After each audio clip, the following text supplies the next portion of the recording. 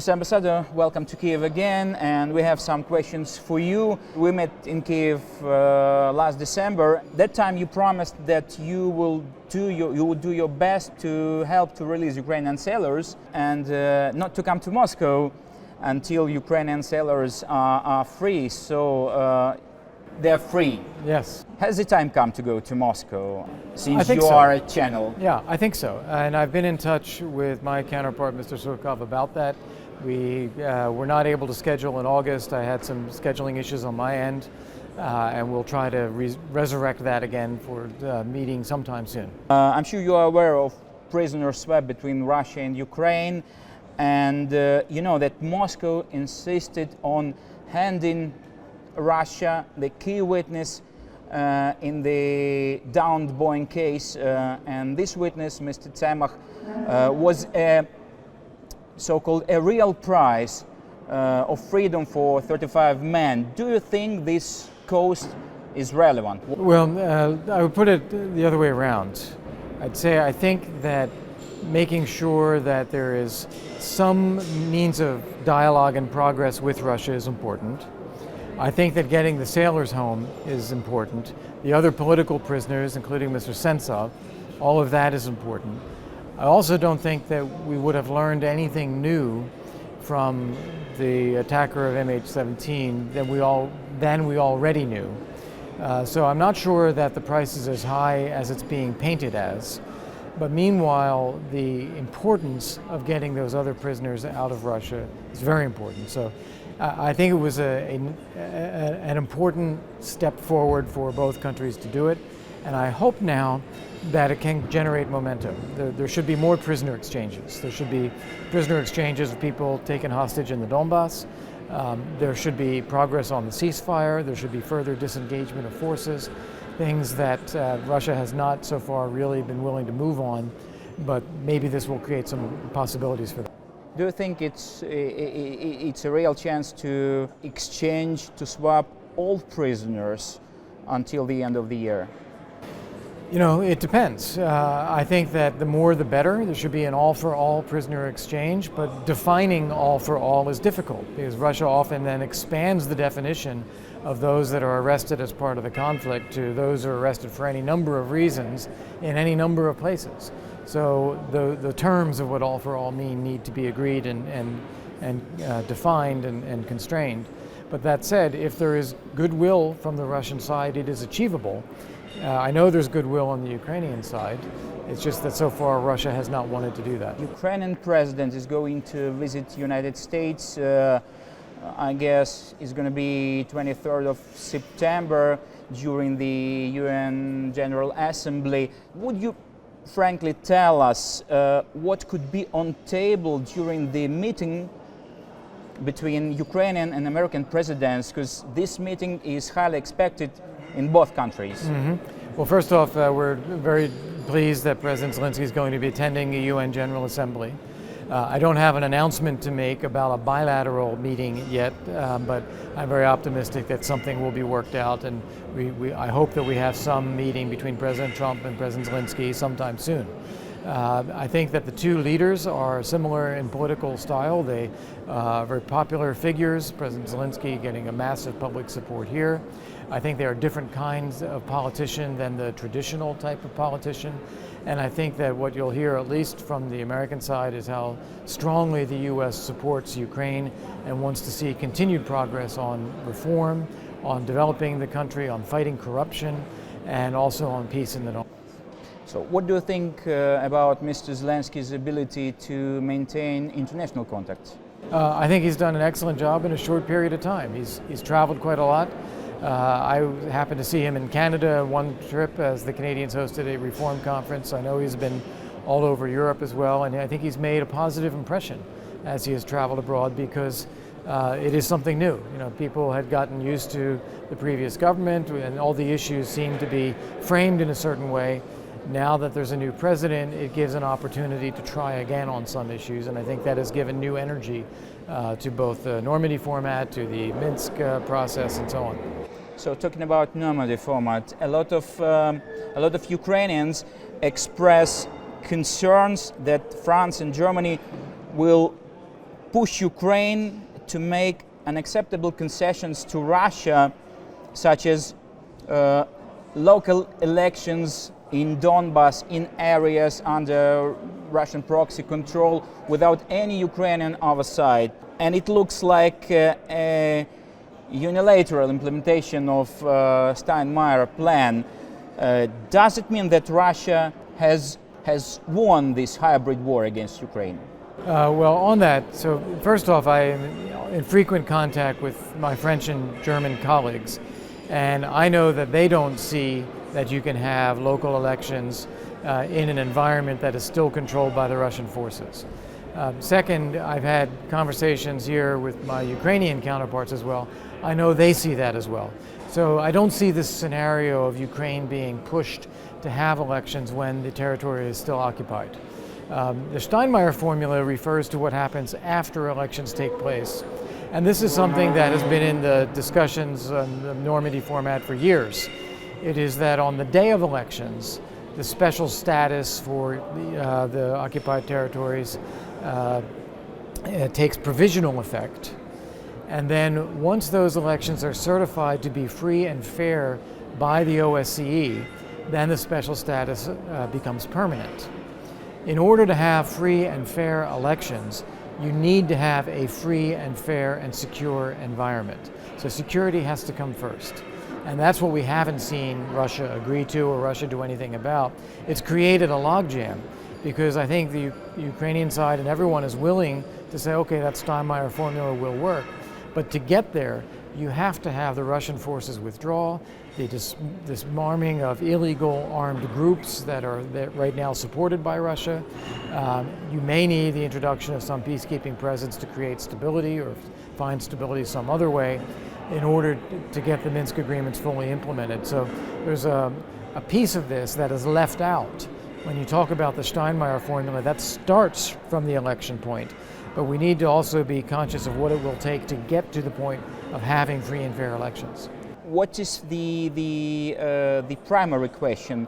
The withdrawal of Russian forces, or elections, or border control is established by Ukrainian forces? I think when you read the Minsk agreements, and then of course through the course of negotiations about them, there is a sequence to this. And security clearly needs to come first. There's no freedom of movement in the Donbas right now. You couldn't hold an election campaign and have candidates of competing points of view, to have election rallies, to hold public events. There's just no environment for that right now. You need security first. Then you need to have elections and some of the other political steps that are required in the Minsk agreements. Restoration of the territory to Ukrainian control comes at the end after some of these political steps have been taken. This is why Minsk agreements are always criticized, because we haven't even gotten to the beginning. There hasn't even been an effective ceasefire yet, even though Russia agreed to that 5 years ago. Your colleague, Ambassador Taylor, made a statement that he personally observes the signs of Russia showing the ability to get out of Donbas. Are you so optimistic over the issue? I think there are reasons why Russia should.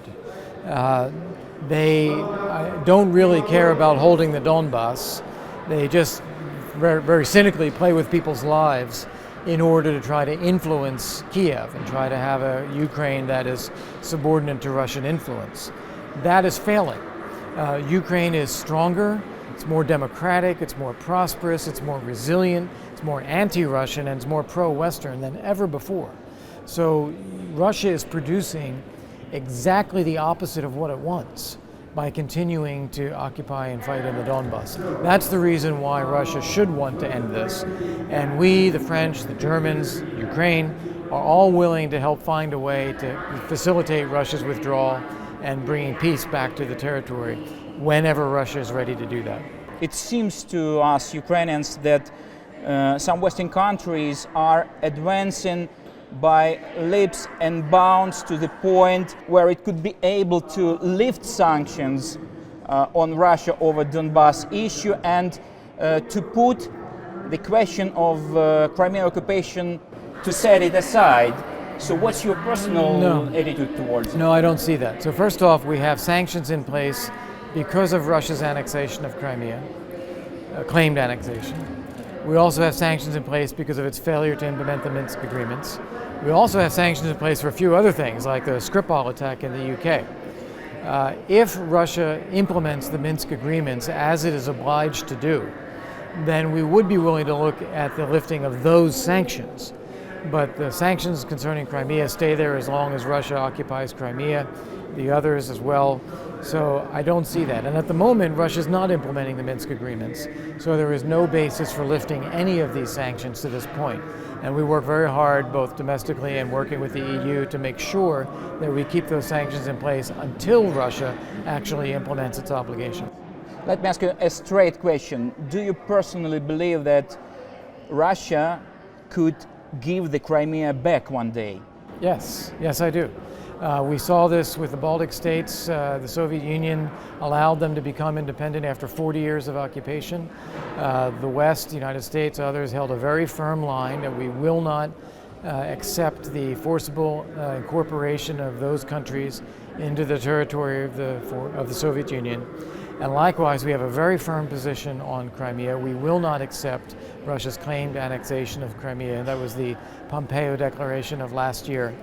And the EU has similar positions as well. I don't know how long it will take, but it's very important that we establish and maintain the right position and stick with it, because times do change, and one day I think Crimea will be returned to Ukraine. Sooner or later? Rather later than sooner or... We can't predict how long it will take. What's important is that we adopt the right position and stick with it. The White House recently has relinquished the hold on 250 million in military aid, and additional, I guess, 140 million to Ukraine after bilateral pressure of US lawmakers. So the question is, why Mr. Trump put the aid on hold?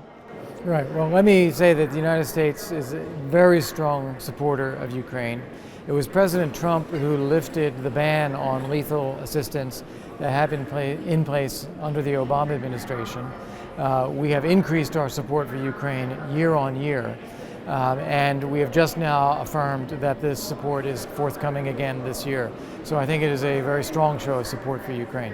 Last time we discussed the issue, you told me there were no any particular systems on the military systems on the table in the negotiations between Ukraine and US. So after 9 months, any changes? Are there any game-changing defense systems on the table? That's very important. Yeah, no, and I think it's a funny question, because I think there is no silver bullet that's going to change everything. What we are trying to do is work with Ukraine to reform, modernize, professionalize its armed forces, give them as much of a 360-degree spectrum as possible, identify where there are gaps in what Ukraine can do on its own, where U.S. support can be most effective. Some of these areas are in air defense and in coastal defense. Some of them were, for instance, anti-tank weapons, and that might be an area that's explored further in the future. I don't have anything specific to share with you here, but this is now the topic of normal dialogue between Ukraine and the United States about how we can best help Ukraine develop the most effective defense forces possible. A couple of weeks ago, you told that it is possible if that US could join the Normandy format. So under which circumstances and which conditions? Right, so I think what I said, and I'll say it again now, is that the format is not the problem. Normandy format, we have no complaints about that, no complaints about the Minsk format as well. We have very good relations and very close contacts with France and Germany, with Ukraine, we have a bilateral channel with Russia, so we're not complaining about the format. The problem, not the format, it's Russia's political will to accept its obligations and implement them according to the Minsk agreements. If there is a change, if we're invited to a different meeting, or Ukraine says we'd like to have a meeting with the US and the UK, and blah, blah, we're willing to attend. We are ready to do whatever we can to support the effort to bring peace in Ukraine. So we're not pushing for a change in format because we don't think that's the issue, but we of course will attend anything to which we're invited that would be helpful. So it's interesting to hear your general attitude toward the situation over Ukraine. Do you think that Ukraine is slightly drifting back to Russian field of influence, or our course to NATO is irreversible? What's your personal attitude? It's much closer to the latter. I don't think Ukraine is drifting back toward Russia. I think quite the opposite. It is increasingly solidifying a national identity that is a modern, European, democratic, pro-Western part of Europe. And you see that in politics, you see that with the election of the political parties to parliament. Over 75%, 85% of the seats in parliament, 75% of the vote has been in favor of that Western orientation, a decreasing percentage against that. And if you turn that spotlight onto the younger generation, it's off the charts that Ukraine has found itself as a European democracy. So the last question is quite difficult, I guess. So we Ukrainians want to stop this war, of course, but do you see any signs that this war could be finished on Russian terms? What I think is possible is that Russia will just continue to keep the war going at a low level as it has for the last 5 years.